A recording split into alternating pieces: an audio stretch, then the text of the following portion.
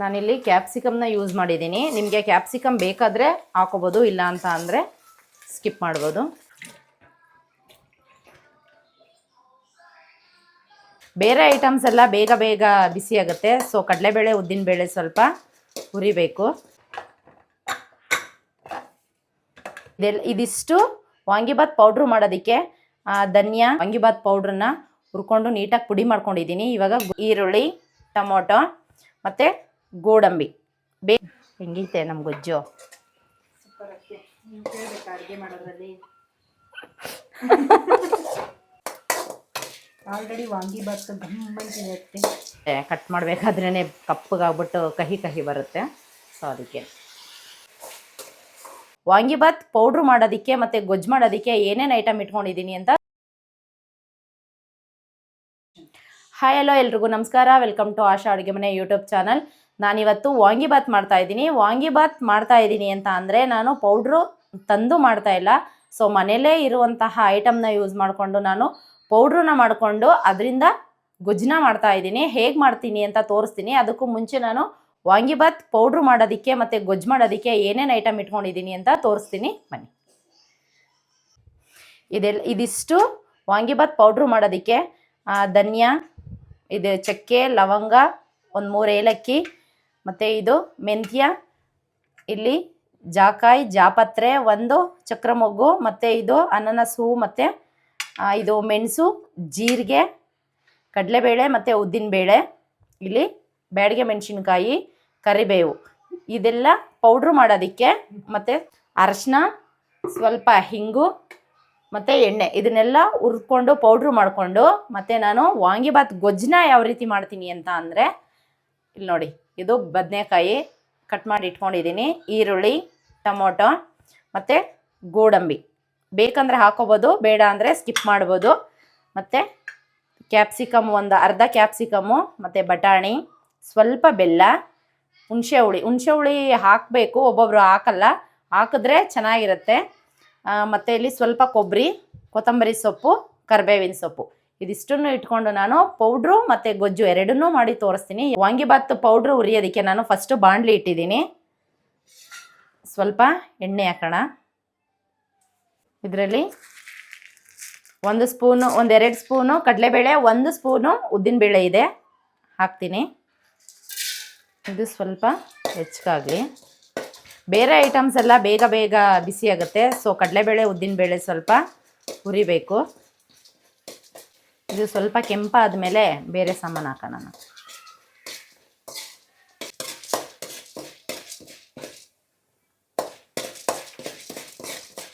Low ಫ್ಲೇಮಲ್ಲಿ ಇಟ್ಕೊಂಡು ಬಿಸಿ ಮಾಡಬೇಕು. ಜಾಸ್ತಿ ಮಸಾಲೆ ಪದಾರ್ಥಗಳನ್ನ ಜಾಸ್ತಿ ಹೈ ಫ್ಲೇಮಲ್ಲಿ ಇಟ್ಕೊಂಡು ಹುರಿದಾಗ ಬೇಗ ಸೀದೋಗುತ್ತೆ.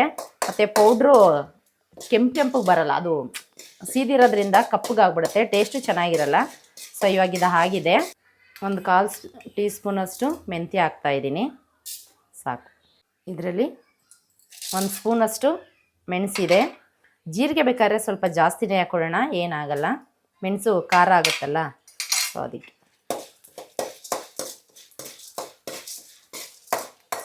ಚಕ್ಕೆ, ಲವಂಗ, ಏಲಕ್ಕಿ 3 ಹಾಕ್ತಾಯಿದ್ದೀನಿ. ಮತ್ತು 1 ಅನಾನಸು, ಸ್ವಲ್ಪ ಜಾಪತ್ರೆ, ಜಾಕಾಯಿ, ಮತ್ತು ಇದೇನಿದು ಅಶ್ವಿನಿ, ಮರಾಠಿ ಮೊಗ್ಗು, ಮರ್ತೋಗುತ್ತೆ ಅವಾಗ. ಸ್ವಲ್ಪ ಫ್ರೈ ಆಗಿ. ನಾವು ನಮ್ಮನೆ ಅಳತೆಗೆ ಮಾಡ್ಕೋತಾ ಇದ್ದೀವಿ. ಸೊ ನಿಮ್ಮ ಮನೇಲಿ ಎಷ್ಟು ಜನ ಇರ್ತಾರೆ ನೋಡಿಕೊಂಡು, ನಿಮ್ಗೆ ಎಷ್ಟು ಪೌಡ್ರು ಬೇಕು, ಸ್ಟೋರ್ ಮಾಡಿ ಇಟ್ಕೊತೀರಾ ಏನು ಅಂತ ನೋಡಿಕೊಂಡು ಇದೆ ಐಟಮ್ಗಳನ್ನೆಲ್ಲ ಸೇರಿಸ್ಕೋಬೇಕಾಗತ್ತೆ.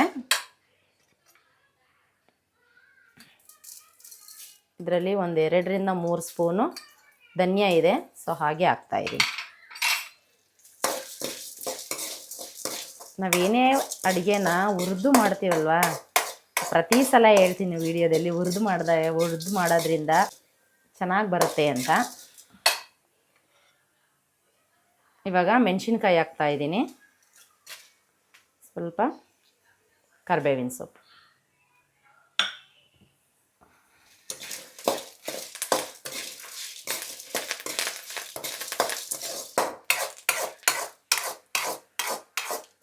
ಈಗ ಫ್ಲೇಮ್ ಆಫ್ ಮಾಡ್ತಾ ಇದ್ದೀನಿ. ಆಫ್ ಮಾಡಿಬಿಟ್ಟು ಇದನ್ನು ಸ್ವಲ್ಪ ಹೊತ್ತು ಹಾರಕ್ಕೆ ಬಿಡೋಣ. ಸ್ವಲ್ಪ ಅರಿಶಿನ, ಸ್ವಲ್ಪ ಹಿಂಗೆ ಹಾಕ್ತಾಯಿದ್ದೀನಿ. ಇದನ್ನು ಆರಾದ್ಮೇಲೆ ಪೌಡ್ರ್ ಮಾಡ್ಕೊಬರೋಣ. ಹುರಿದಿರೋದೆಲ್ಲ ಇವಾಗ ಆರಿದೆ, ಬಿಸಿ ಆರಿದೆ. ಇವಾಗ ನಾನು ಜಾರ್ಗೆ ಹಾಕ್ಕೊಂಡು ಪೌಡ್ರ್ ಮಾಡ್ತೀನಿ.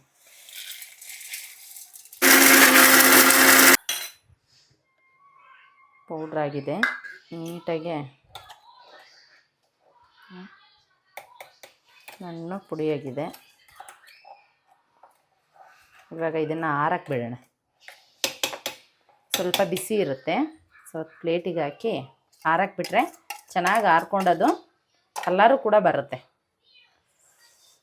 ಅಂತಿದೆ ಅಂತ ಪೌಡ್ರ್, ವಾಂಗಿಬಾತ್ ಪೌಡ್ರನ್ನ ಹುರ್ಕೊಂಡು ನೀಟಾಗಿ ಪುಡಿ ಮಾಡ್ಕೊಂಡಿದ್ದೀನಿ.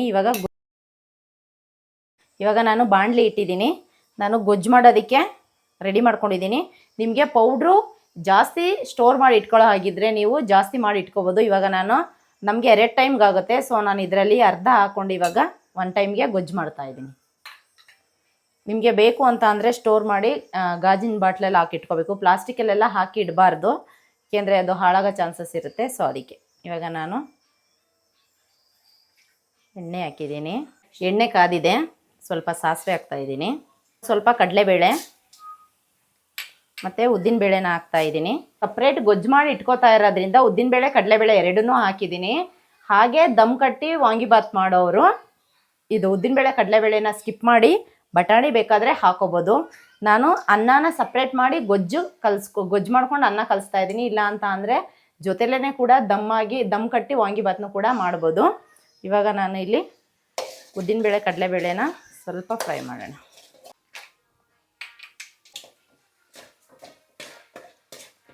ಗೋಡಂಬಿ ಬೇಕಂದರೆ ಹಾಕೋಬೋದು, ಬಟ್ ಹಾಕಿದ್ರೆ ಚೆನ್ನಾಗಿರುತ್ತೆ. ಮಧ್ಯ ತುಂಬ ಚೆನ್ನಾಗಿರುತ್ತೆ. ಈರುಳ್ಳಿ ಹಾಕ್ತೀನಿ. ಈರುಳ್ಳಿ ಚೆನ್ನಾಗಿ ಕೆಂಪು ಫ್ರೈ ಆಗುತ್ತೆ.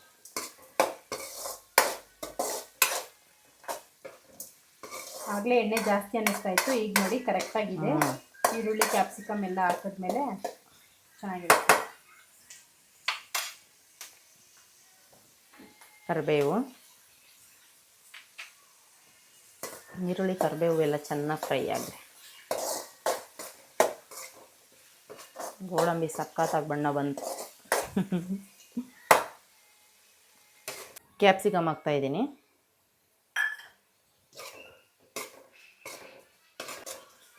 ನಾನಿಲ್ಲಿ ಕ್ಯಾಪ್ಸಿಕಮ್ನ ಯೂಸ್ ಮಾಡಿದ್ದೀನಿ. ನಿಮಗೆ ಕ್ಯಾಪ್ಸಿಕಮ್ ಬೇಕಾದರೆ ಹಾಕೋಬೋದು, ಇಲ್ಲ ಅಂತ ಅಂದರೆ ಸ್ಕಿಪ್ ಮಾಡ್ಬೋದು.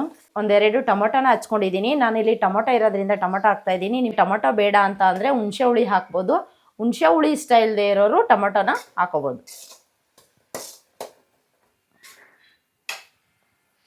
ಬಟಾಣಿ ತೊಗೊಂಡಿದ್ದೀನಿ, ಇದು ಹಸಿ ಬಟಾಣಿ. ಸೊ ನಿಮಗೆ ಹಸಿ ಬಟಾಣಿ ಇಲ್ಲ ಅಂತಂದರೆ ಒಣಗಿರೋ ಬಟಾಣಿ ಕೂಡ ನೆನೆಸ್ಕೊಂಡು ಬೇಯಿಸ್ಕೊಂಡು ಹಾಕೋಬೇಕಾಗುತ್ತೆ.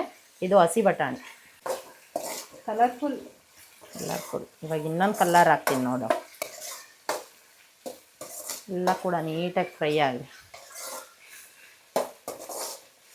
ನಾನು ಹಚ್ಚಿ ಇಟ್ಟಿರೋಂಥ ಬದನೆಕಾಯಿನ ಹಾಕ್ತಾಯಿದ್ದೀನಿ. ಬದನೆಕಾಯಿನ ನೀರಿಗೆ ಹಾಕೋಬೇಕು, ಎಲ್ಲರಿಗೂ ಗೊತ್ತು. ಇಲ್ಲ ಅಂದರೆ ಕಟ್ ಮಾಡಬೇಕಾದ್ರೇ ಕಪ್ಪಗಾಗ್ಬಿಟ್ಟು ಕಹಿ ಬರುತ್ತೆ. ಸೊ ಅದಕ್ಕೆ ಬದನೆಕಾಯಿ ಬೇಗ ಬೇಯುತ್ತೆ, ಅದನ್ನೇನು ಜಾಸ್ತಿ ಇದು ಮಾಡೋ ಅವಶ್ಯಕತೆ ಇರಲ್ಲ. ಈ ಟೈಮಲ್ಲೇ ಎಲ್ಲದಕ್ಕೂ ನೀಟಾಗಿ ಉಪ್ಪಿಡಿಲಿ ಅಂತ ನಾನು ಉಪ್ಪು ಹಾಕ್ತಾಯಿದ್ದೀನಿ.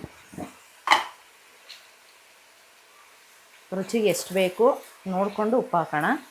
ಇವಾಗ ನೀಟಾಗೆ ಬದನೆಕಾಯಿ ಬಟಾಣಿ ಎಲ್ಲ ಬೆಂದಿದೆ. ಈಗ ಪೌಡ್ರ್ ಹಾಕಿ ಫುಲ್ಲು ಹಾಕ್ತಾಯಿದ್ದೀನಿ.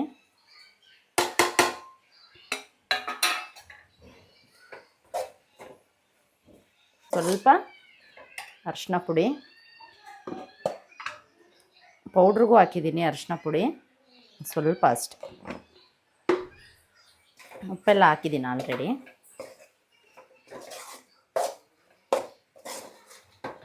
ಇದಕ್ಕೆ ಕುದಿಯೋಕೆ ಒಂದು ಸ್ವಲ್ಪ ನೀರು ಹಾಕೋಣ. ಪೌಡ್ರೆಲ್ಲ ಹಾಕಿ ಸ್ಟೋರ್ ಮಾಡಿ ಈಗೂ ಇಟ್ಕೊಂಡು ನೆಕ್ಸ್ಟು ಅನ್ನಕ್ಕೆ ಮಿಕ್ಸ್ ಮಾಡ್ಬೋದು. ಬಟ್ ನಾನು ಇದಕ್ಕೆ ಸ್ವಲ್ಪ ಗೊಜ್ಜಂಗೆ ಮಾಡ್ತಾ ಇರೋದ್ರಿಂದ ಒಂದು ಸ್ವಲ್ಪ ನೀರು ಹಾಕಿ ಅದನ್ನು ತೆಳುಗೆ ಮಾಡ್ಕೊತೀನಿ. ಏಕೆಂದರೆ ಜಾಸ್ತಿ ಈರುಳ್ಳಿ ಬದನೆಕಾಯಿ ಇದೆಲ್ಲ ಹಾಕಿದ್ದೀನಲ್ಲ ಅದಕ್ಕೆ. ಅದು ಇವಾಗ ಪೌಡ್ರೆಲ್ಲ ಒಂದು ಕುದೀಲಿ. ಈ ಟೈಮಲ್ಲಿ ಸ್ವಲ್ಪ ಬೆಲ್ಲ ಮತ್ತು ಸ್ವಲ್ಪ ಕೊಬ್ಬರಿ ತುರಿ ಮತ್ತು ಕರಿಬೇವಿನ ಸೊಪ್ಪನ್ನ ಕೊತ್ತಂಬರಿ ಸೊಪ್ಪು ಹಾಕಿ ಮಿಕ್ಸ್ ಮಾಡೋಣ. ಎಷ್ಟು ಗಮ್ಮಂತಿದೆ ಅಂದರೆ ಹೊಟ್ಟೆ ಹಸಿವು ಸ್ಟಾರ್ಟ್ ಆಗಿದೆ. ಹೆಂಗೈತೆ ನಮ್ಮ ಗೊಜ್ಜು?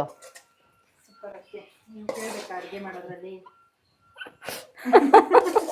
ಅವಾಗ ಅಶ್ವಿನಿ ಮದುವೆ ಮುಂಚೆ ಜಾಸ್ತಿ ಮಾಡ್ತಾ ಇದ್ಲು ಅಲ್ಲ ಅಶ್ವಿನಿ?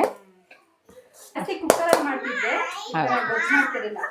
ನಾನು ಯಾವಾಗಲೂ ಈ ಥರ ಗೊಜ್ಜು ಮಾಡಿಕೊಂಡೆ ಅನ್ನಕ್ಕೆ ಮಿಕ್ಸ್ ಮಾಡೋದು. ಏಕೆ ಅಂತ ಅಂದರೆ ಎಷ್ಟು ಬೇಕಷ್ಟು ಮಿಕ್ಸ್ ಮಾಡಿಕೊಂಡು ಕಲಿಸ್ಕೊಂಡು ತಿನ್ಬೋದಲ್ಲ. ನೋಡಿ ರೆಡಿಯಾಗಿದೆ. ಎಣ್ಣೆ ಬಿಡಲಿ, 1-2 ನಿಮಿಷ ಎಣ್ಣೆ ಬಿಟ್ಟ ಮೇಲೆ ಆಫ್ ಮಾಡೋಣ. ಗೊಜ್ಜು ಮಾಡೋ ಅಷ್ಟರಲ್ಲಿ ಪೌಡ್ರ್ ಮಾಡಿ ಗೊಜ್ಜು ಮಾಡೋ ಅಷ್ಟರಲ್ಲಿ ಇಲ್ಲಿ ಅನ್ನಕ್ಕೆ ಇಟ್ಟಿದ್ದೀನಿ. ಅನ್ನ ಪ್ರೆಸರ್ ಎಲ್ಲ ಹೋಗಿದೆ. ಇವಾಗ ಮಿಕ್ಸ್ ಮಾಡಿ ತೋರಿಸ್ತೀನಿ. ಆಗಿದೆ ಗೊಜ್ಜು. ನೀಟಾಗಿ ಒಂದು ಸಲ ಮಿಕ್ಸ್ ಮಾಡಿ ಗ್ಯಾಸ್ನ ಆಫ್ ಮಾಡ್ತೀನಿ. ಗೊಜ್ಜೀಗ ರೆಡಿಯಾಗಿದೆ. ಗೊಜ್ಜನ್ನ ನಾನು ಎತ್ತಿಕ್ಬಿಟ್ಟು ಎಷ್ಟಕ್ಕೆ ಬೇಕು ಅದನ್ನ ಅಷ್ಟಕ್ಕೆ ಕಲಿಸ್ತೀನಿ. ಇವಾಗ ನಮ್ಮನೆ ಗೊಜ್ಜನ್ನ ಬಿಸಿ ಅನ್ನಕ್ಕೆ ಹಾಕ್ಕೊಂಡು ಕಲಿಸ್ತಾ ಇದ್ದೀನಿ. ಅನ್ನ ಆರಿದಿದ್ದರೆ ಕೈ ಹಾಕಿ ನೀಟಾಗೆ ಮಿಕ್ಸ್ ಮಾಡ್ಬೋದಿತ್ತು. ಸೊ ಬಿಸಿ ಇರೋದ್ರಿಂದ ನೀಟಾಗೆ ಸೌಟಲ್ಲೇ ಮಿಕ್ಸ್ ಮಾಡ್ತಾ ಇದ್ದೀನಿ.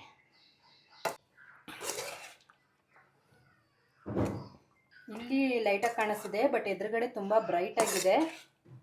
ತುಂಬ ಟೇಸ್ಟಿಯಾಗಿ ತುಂಬ ಚೆನ್ನಾಗೈತೆ. ನಾನು ಆಗಲೇ ಒಂದು ಹೊತ್ತು ಟೇಸ್ಟ್ ಮಾಡಿದ್ದೀನಿ.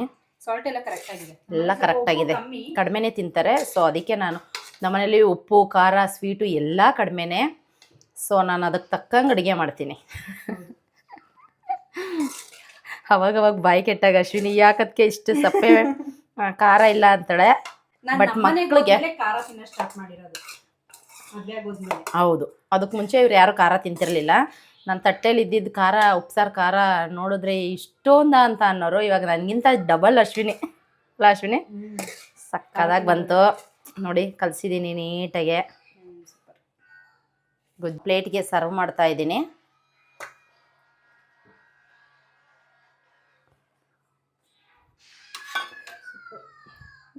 ಗಾರ್ನಿಶ್ ಅದಕ್ಕೆ ಮಾಸ್ಟರ್ ಶೆಫ್ಗೆ ಹೋಗೋಣ ಅಂತ ಅನ್ಕೊಂತಾ ಇದ್ದಾರೆ. ಎಲ್ಲ ಫುಲ್ ಗಾರ್ನಿಶ್ ಎಲ್ಲ ಕಲ್ತ್ಬಿಟ್ಟಿದ್ದಾರೆ. ಹೌದು ಅದಕ್ಕೆ ನೋಡಿ. ಇವಾಗ ವಾಂಗಿಬಾತ್ ರೆಡಿಯಾಗಿದೆ. ಇದನ್ನು ಟೇಸ್ಟ್ ಮಾಡೋದಕ್ಕೆ ನಾನು ಅಶ್ವಿನಿ ಮತ್ತು ನಮ್ಮ ಅತ್ತೆಗೆ ಇಬ್ರಿಗೂ ಕೊಡ್ತೀನಿ.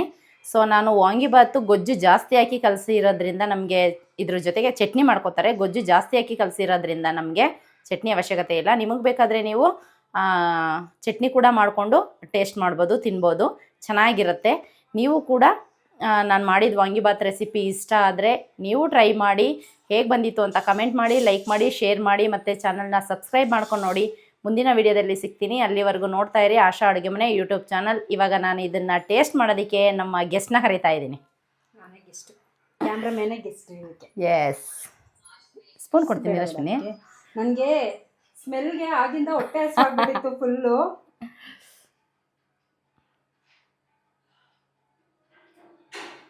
ತುಂಬ ಚೆನ್ನಾಗಿ ಬಂದಿದೆ. ನಿಜ ಟ್ರೈ ಮಾಡಿ. ಮೆಜರ್ಮೆಂಟ್ ಎಲ್ಲ ಕರೆಕ್ಟಾಗಿ ಹೇಳಿದ್ದಾರೆ. ತುಂಬ ಅಂದರೆ ತುಂಬ ಚೆನ್ನಾಗಿ ಬಂದಿದೆ. ನಾವು ಅಂಗಡೀಲಿ ಪೌಡ್ರ್ ತಂದು ಮಾಡ್ಕೊಂಡು ತಿನ್ನೋದು ಟೇಸ್ಟೇ ಒಂಥರ ಇರುತ್ತೆ. ಬಟ್ ನಾವು ಮನೆಯಲ್ಲಿ ಹುರಿದು ಪುಡಿ ಮಾಡಿ ಅಡುಗೆ ಮಾಡ್ತೀವಲ್ವ, ಅದೇ ಟೇಸ್ಟೇ ಒಂಥರ ಇರುತ್ತೆ, ಡಿಫ್ರೆಂಟ್ ಆಗಿರುತ್ತೆ.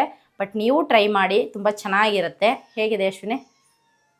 ಹೌದಾ? ಪಾಪ ನಮ್ಮ ಅತ್ತೆ ಬಂದಿದ ತಕ್ಷಣ ಹೊಟ್ಟೆಗೆ ಏನಾದರೂ ಊಟ ಕೊಡ್ರವ ಅಂತ ಅದೇ ಫಸ್ಟ್ ನಮ್ಮ ಅತ್ತೆಗೆ ಊಟ ಕೊಡ್ತೀನಿ. ತುಂಬ ಚೆನ್ನಾಗಿದೆ, ನೀವು ಟ್ರೈ ಮಾಡಿ. ಮತ್ತೆ ನೆಕ್ಸ್ಟು ಹೊಸ ರೆಸಿಪಿಯೊಂದಿಗೆ ಸಿಗ್ತಾರೆ. ಅಲ್ಲಿವರೆಗೂ ನೋಡ್ತಾ ಇರಿ ಆಶಾ ಅಡುಗೆ ಮನೆ. Thank you. Bye bye.